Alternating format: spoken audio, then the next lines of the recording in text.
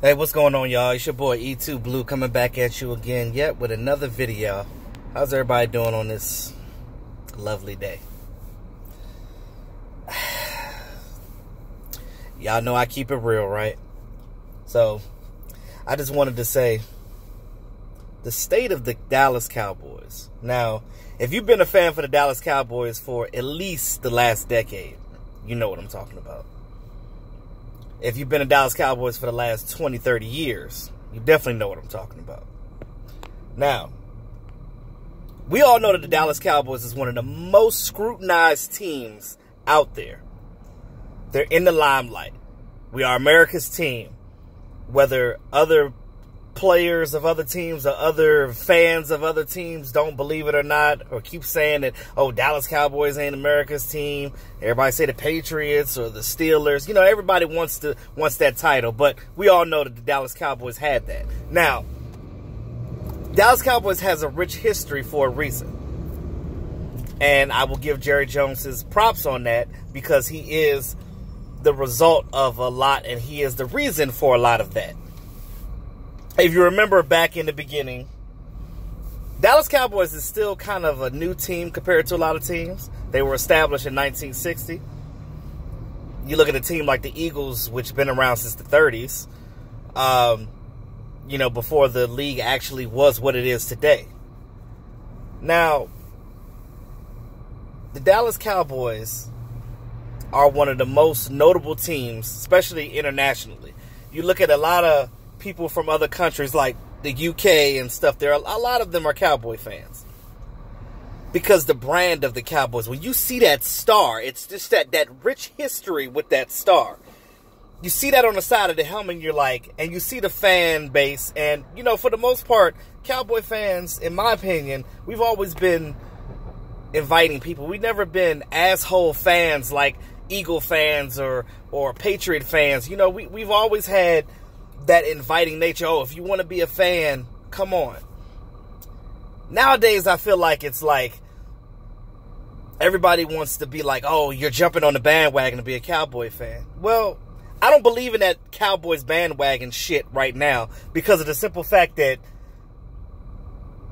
who the hell wants to be a Dallas Cowboys when we haven't even fucking won a Super Bowl since the 90s? If you are a Dallas Cowboys fans, you claim to be a Cowboy fan, I can see if somebody said if we were fucking winning right now, then I can see that you're being a bandwagoner. Like when the Seahawks sucked for years, and then all of a sudden they started winning the Super Bowl when they had their doomsday defense. Which they're in a restructure now, too, so they're going to start losing games. Every team goes through that, except for the Patriots. Of course, they win every year. But, as I digress, the Dallas Cowboys have always had this rich tradition. You either love them or you fucking hate them. I'm sorry for cursing, but I'm feeling real passionate right now. I'm standing on my soapbox, and I'm keeping it real with y'all. That's what I'm doing. Now, Cowboys have won the Super Bowl in 71, 77, 92, 93, and 95. We ain't bust a goddamn grape since then. You know, yes, we had those 5 Super Bowls, and we are damn proud of those. But we ain't done nothing in 20 some odd years. We need to make a change on this team. We have lived in mediocrity for the last 20 some odd years. Yes, we've had winning season, and yes, we have plenty of seasons where we won the division. But that don't mean shit if you don't get past the playoffs and to the big game. I'm sorry, it doesn't mean a bit of difference. Like Mark said, we always have all these Pro Bowlers on the team every year. Shout out to Mark Holmes. We have all these Pro Bowlers on the team every year, but it don't make a difference because we either don't make the playoffs or we get our ass whooped in the first round.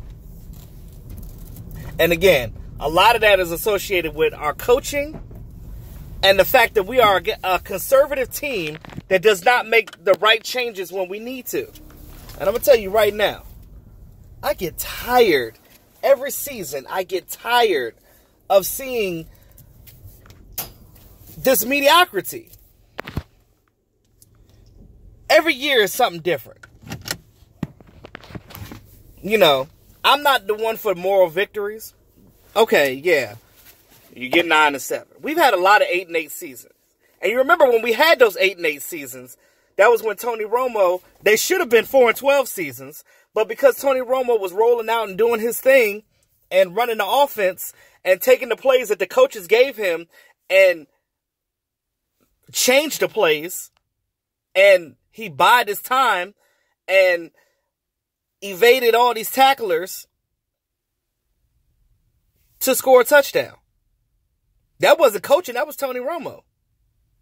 So I feel like, I'm not going to say that his career was a waste. I feel like that, you know, if the team would have done things better to put it around him, then at that time, we probably would have won a Super Bowl, at least one with Tony, I believe. Now, even before Tony, when we had Drew Bledsoe, when we had Quincy Carter, that was short-lived. You know, we've had all these quarterbacks come in here since Aikman left. And nobody was able to do anything. Tony Romo was probably, I guess you could say, and that's up for debate, you could say that he was the most successful out of any quarterback that we had since Troy Aikman. But it doesn't make a bit of difference if you don't make it to the big game. Now, unfortunately for Tony Romo, he probably won't go to the Hall of Fame. He may, because of his stats, but fans and the league and critics always judge you by how many Super Bowls you have. You could not even be a great quarterback, but had a great team around you and won Super Bowls, but it wasn't on you. But again, as I digress, it takes a team to win. It takes a team, and it takes a great coaching staff, and it takes that coaching staff to get the players in the damn position that they need to get to where they need to be the best that they can be on the field. Defense wins games. Offensive line and defensive line win games. It starts in the trenches. And that's why I said before, I've been jumping on the table to try to get a trench guy in the first round of the draft. And that's what we need to do.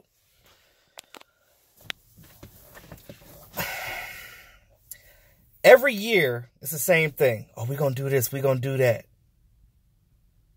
And I'm always optimistic when it comes to my team. But I'm going to tell you, it's so hard to be a Dallas Cowboy fan. It really is. I love my team. I will be a Dallas Cowboy fan, win, lose, or draw. And when other teams start talking shit, I'm always there because I'm a facts guy. I keep it real. So motherfuckers don't want to argue with me because of the simple fact that when I start talking, they're like, okay, he know what he's talking about. I don't like to get into, especially living here in the DMV, it's a lot of Redskin fans here. So we hear it all day. Everybody keeps saying, oh, well, granted, I'm not really from the DMV. I'm originally from Indiana, from the Midwest. See, when I was a kid, there were no Indianapolis Colts. They were Baltimore Colts. I grew up, just a little bit about my history. I'm from Michael Jackson's hometown. So I want to say that when I was a kid, half my family were Bear fans, the other were Cowboy fans. I followed my uncle when I was 4 years old, and I've been a Cowboy fan ever since. And now I'll be 33 this year. Now, a lot of my family now that still live back home, now that there is a Colts team, a lot of them switched and some of them are Colts fans. But that's good for them. But I'm going to be a Dallas Cowboy fan for the rest of my life. As long as I breathe air, I will always be a Dallas Cowboy fan. Now, I just feel like we have to stop with this moral victory. We have to stop with this mediocrity. These 8-8 seasons, then we get a 9-7, then we get a 13-3, then we come back. It's like a fucking roller coaster, an emotional roller coaster that I don't want to be on. When you cheer for your team,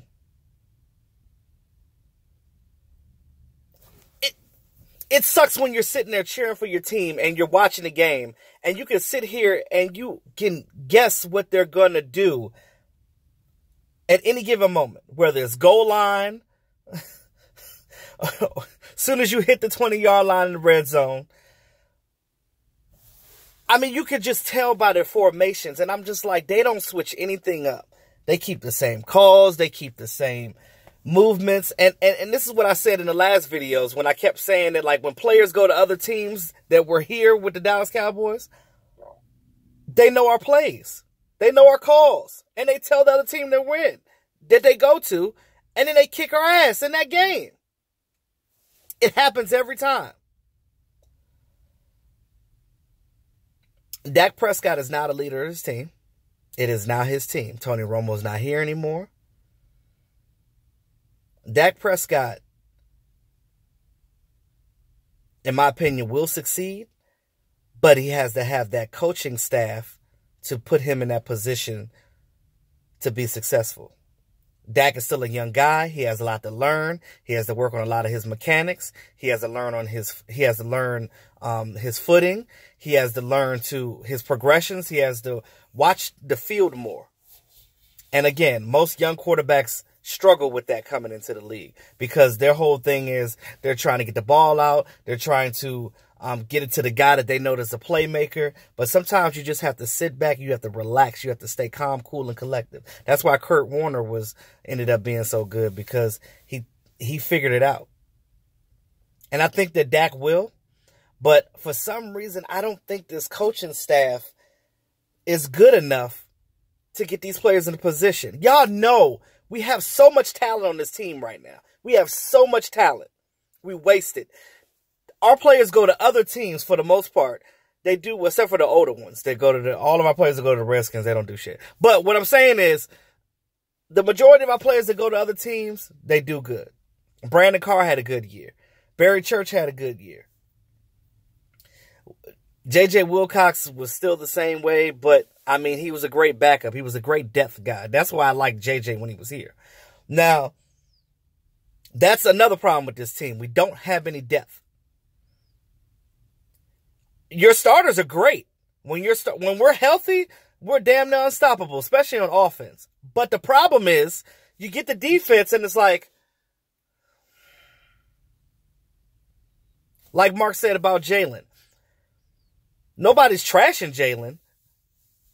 Jalen has done some phenomenal things because of the simple fact that he's coming back off of that horrendous injury and that drop foot. Most of you guys, if you guys went through that shit, you ain't playing no football. There's no way in the world.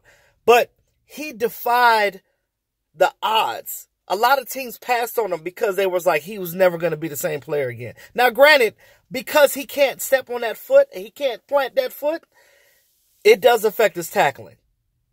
Yes. But he's not a thumper anyway. But he will tackle. And he will get a lot of tackles. But I think that we need a player on this team, a linebacker, to help Jalen and Sean Lee. Because, one, we need a linebacker that can supplement Jalen so Jalen doesn't have to worry about that. We need a thumper. We need a guy that's going to hit hard at the point of attack.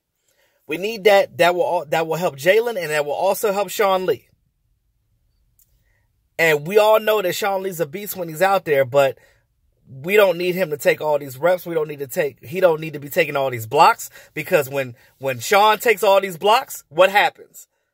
Boom, injury. He's out 3 to 4 weeks or the rest of the season. Don't you get tired of that? I get tired of that. I'm like, we have so much goddamn potential.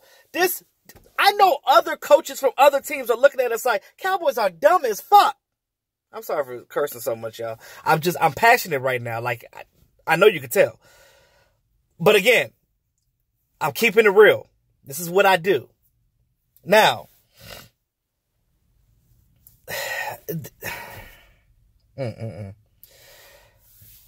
it's so nerve-wracking because it's like they have so much potential. When you look and see how much your team has potential, And then you see the critics out here, Stephen A. Smith, continuing to talk about the team, about this and that. They ain't doing this. They ain't going to the playoffs. And when we do have a good season, they're like, oh, they're going to fall in the playoffs. They're going to lose out in the first round.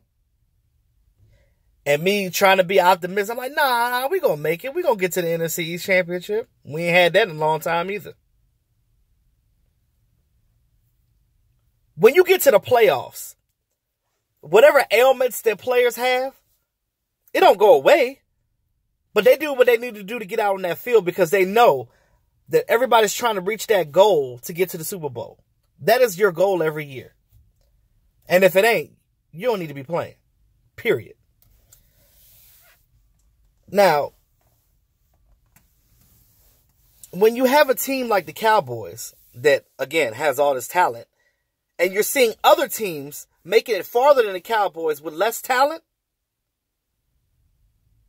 that's a problem. And you know why they're making it? Mainly because they got depth. We don't have that. It is a drop-off. If our starters get injured, that Jason Garrett and that whole damn next man up philosophy, yeah, he's right. But if you don't have the next man up to do the damn job, there's no next man up. It's a next boy up. And these little boys can't run with the big boys or the big men in this league.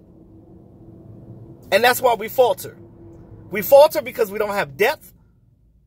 When we have injured guys, and we fall short because the coaching staff doesn't get, when you get to the playoffs, you have to switch stuff up.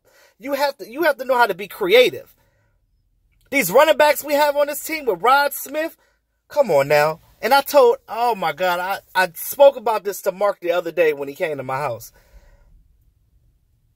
Ryan Switzer, there is no reason why when Zeke was out, we couldn't have used him in more packages. We that little shifty guy, like we literally could have used him in ways that we could have offset Ezekiel. And I feel like the team gave up, or the coaches gave up when Zeke got suspended. They was like, oh, we don't have our workhorse. We don't have our guy. So we're just gonna tank. I just feel like they give up. They don't have no type of creativity. Everything is conservative. We're just gonna stick with the plan, and this is what we're gonna do. No, you can't stick with the plan. You know why? Because things change every minute, every day, every second, every hour. Things change. And you know what? When things change, goddammit, you got to change too. Jason Garrett talking about something. Oh, well, Dak needs to get better. Yes, that's true, but you need to get better too, bro. You and Linehan, get that stick out your ass and get this team together. I'm tired of it. I am so tired of every year sitting on the couch. A team didn't make it. Oh, we get to the playoffs. Oh, yeah, we made it. This past year, we were 9-7. Even if we would have made the playoffs this year, we would have got our ass toe up. Because we had all these injuries. We didn't have depth. The players that we lost went and told these other teams our plays. And they knew what we were going to do.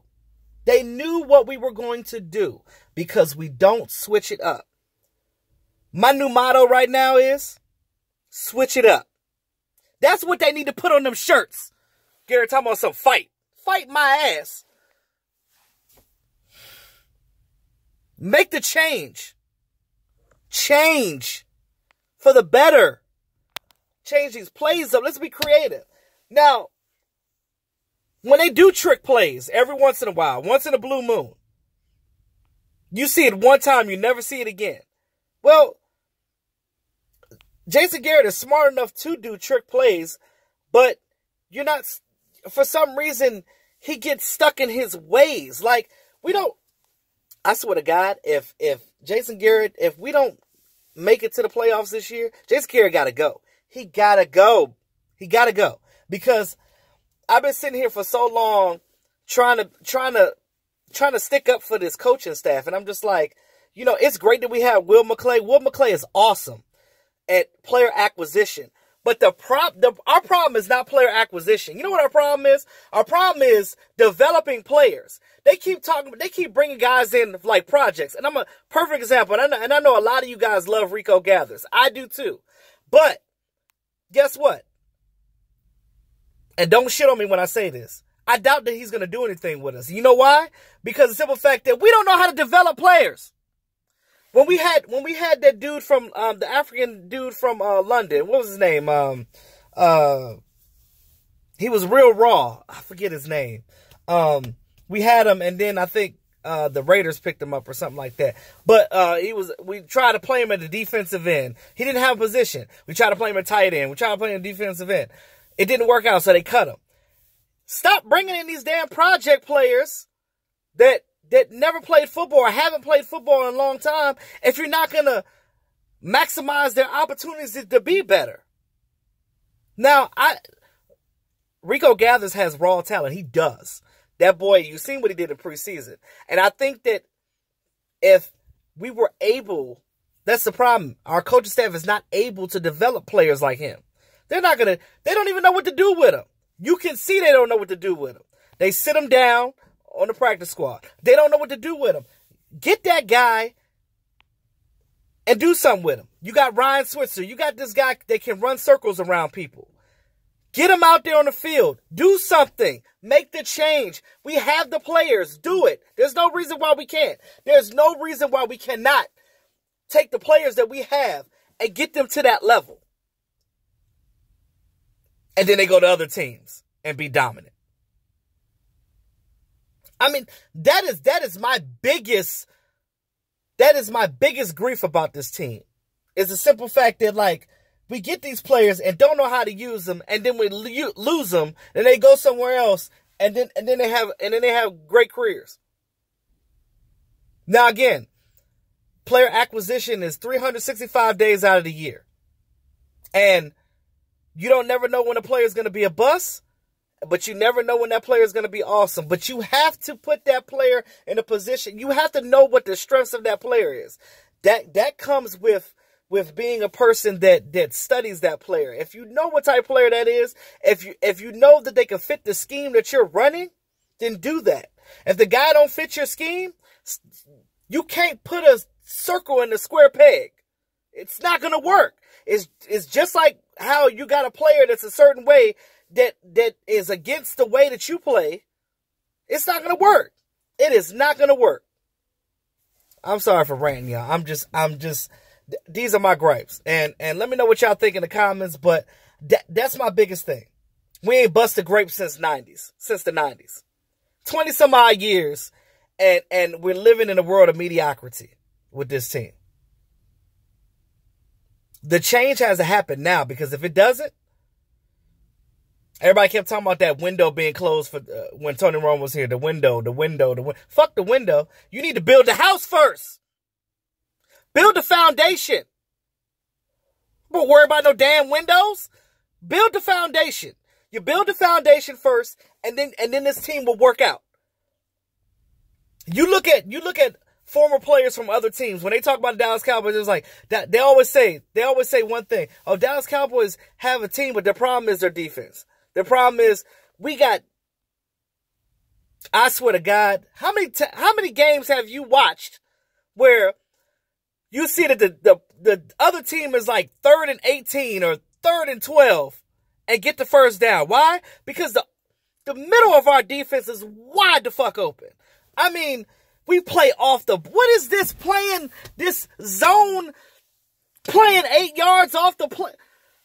First of all, our young guys are great at press man coverage. Get up on that man and bully him. Our players can do that, but they don't allow them to do that because, I don't know, they think that because they're young players, oh, well, if we play zone, we'll play it safe. You can play zone in certain situations, but you got to lock their asses up when they're 3rd and 12. You got to lock that field up. That middle be wide open. The running back come through the middle and run for 25 goddamn yards. And I'm like, are you serious? And I'm just throwing stuff in the house. I done broke all types of shit watching the Cowboys play. I'm telling you, like, I done broke some stuff, and I'm like, I broke my phone one time. And I said, and I had just got it. I said, God damn it, I broke my phone. Cause I got mad. And I was like, why? It's simple. It's simple. It's simple. Yes, I played football. I played in the Arena League and I played in high school. But my whole thing is this. How do you not fix that?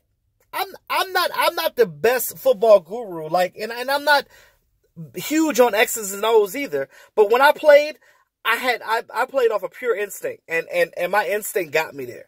But from my experience, if it don't work, fix it. And when it does work, you still got to keep changing it, because what happens is, this is the pros. People know what you're going to do. They learn what you do, and you have to ever change. You have to keep changing. Every season, every play. And at halftime, you better go in that locker room and figure something out and figure it out in the second half, because there's been plenty of games I done watched with this team where we'll be dominating in the first half. Come out and drop a goose egg in the third or fourth quarter and lose. And I'm sitting there eating wings and dip like, what the hell? How did that happen? How did we lose? So again, as I digress, I'm going to end with 2018, change. That is the key word, change. Thanks again to all my subscribers. I appreciate y'all, man. Until next time, this is your boy E2 Blue. Have a great day.